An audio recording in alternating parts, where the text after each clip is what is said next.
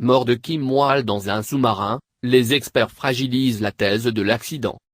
Les experts ont fragilisé la thèse de l'accident, défendue par l'inventeur danois Peter Madsen pour expliquer la mort de la journaliste suédoise Kim Wall, en affirmant jeudi que la jeune femme était probablement morte à la suite d'un égorgement ou d'un étouffement.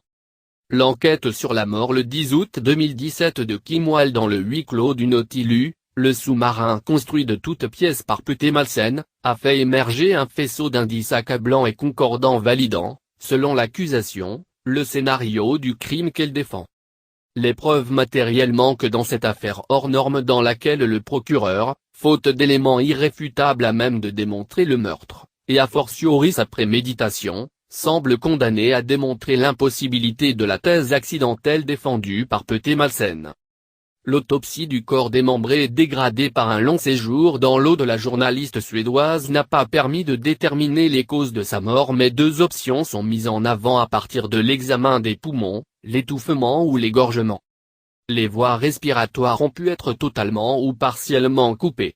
Cela serait dû à un étranglement, à un égorgement ou une noyade, a indiqué le médecin légiste Christina Jacobsen, de l'Institut médico-légal de Copenhague, après avoir passé en revue les multiples plaies relevées sur le cadavre de la journaliste, tête, torse, organes génitaux. L'experte agrémente néanmoins ses explications des plus grands doutes, compte tenu de l'état du corps. Aucun signe de gaz.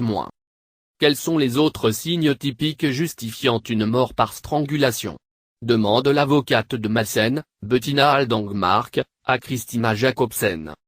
Accumulation de sang dans les yeux et dans le visage en général, abrasion au cou, répond l'experte. En a-t-on trouvé ? Non, répond Jacobsen. Jugé pour le meurtre avec préméditation de la journaliste de 30 ans, venue l'intervieweur dans son sous-marin, Madsen, 47 ans, a affirmé à l'ouverture de son procès qu'elle avait succombé à des gaz toxiques libérés lors d'une soudaine dépressurisation de l'habitacle. Mais les rapports médico-légaux ne semblent pas corroborer cette explication. L'un d'eux, daté du 27 octobre, cité par le procureur, indique qu'il n'y a aucun signe de gaz dans les tissus. Ils ont pu disparaître, tempèrent néanmoins les experts. S'il y avait des gaz, il y aurait des blessures causées par la chaleur dans le système respiratoire, renchérit Christina Jacobsen. Le petit ami de Kim Wall a raconté jeudi à la barre que sa compagne avait peur de voyager à bord d'un sous-marin mais avait surmonté sa peur car elle était fascinée par les gens impliqués dans quelque chose. Vidéo violente.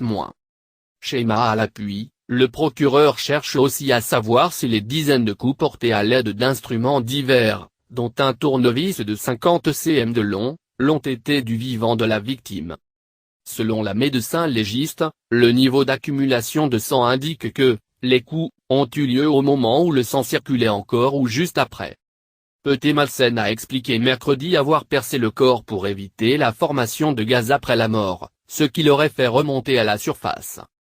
Mais pour Christina Jacobsen, l'explication ne tient pas, les coups de couteau sont superficiels, les gaz n'auraient pas pu entrer ou sortir. L'accusation soutient que l'accusé a torturé et tué la journaliste afin de satisfaire un fantasme sexuel. Lui a reconnu l'avoir démembré et avoir jeté son corps à la mer mais dément l'avoir tué. Une scie à bois retrouvée en mer aurait pu servir à découper le cadavre. Un témoin, ancien stagiaire dans l'atelier de Madsen, a indiqué jeudi à la barre que cette scie n'avait rien à faire dans le submersible. La cour a visionné mercredi plusieurs films violents retrouvés sur le disque dur de son ordinateur, 2 dessins animés montraient des femmes égorgées, empalées et décapitées. Des textes sur des femmes empalées ont aussi été retrouvés. Peter Madsen doit à nouveau témoigner le 28 mars. 35 témoins sont attendus d'ici là. Le verdict est attendu le 25 avril. Le parquet a requis la prison à vie.